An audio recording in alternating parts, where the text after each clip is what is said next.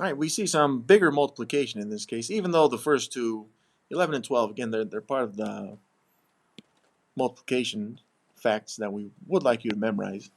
But we can't stack these, right? If you wanted to, you could say, well, 11 times 8. And yes, I did change the order there, just because for most students, it seems like you prefer to see the smaller of the two numbers as the bottom when we stack these. But again, if you put it in the top, that's fine.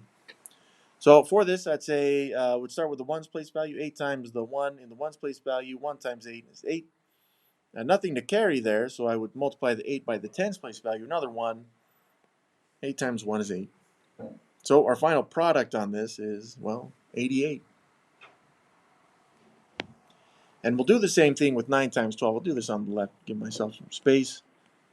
This is 12 times 9, or 9 times 12. Again, the order of these doesn't matter because of the commutative property of multiplication, so you can switch them around if you choose. And yeah, I would say 9 times the 2 in the ones place value, 9 times 2 is 18. And yeah, we do have to carry in this case.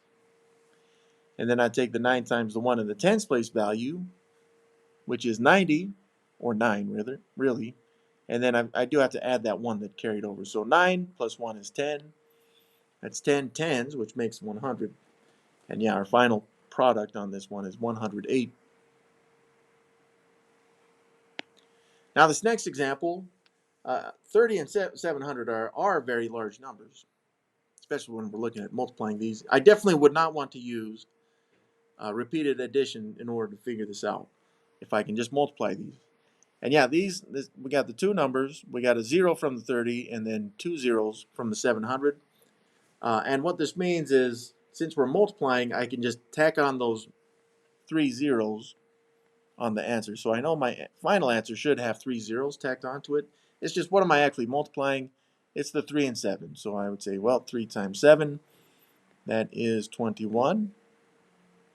Oh, I did that backwards. So the final product on this, after we've tacked on those 3 zeros, right, is 21,000. And we'll do the same thing with 80 times 50. So there's a 0, there's a 0. That's 2 zeros. 1, 2 zeros.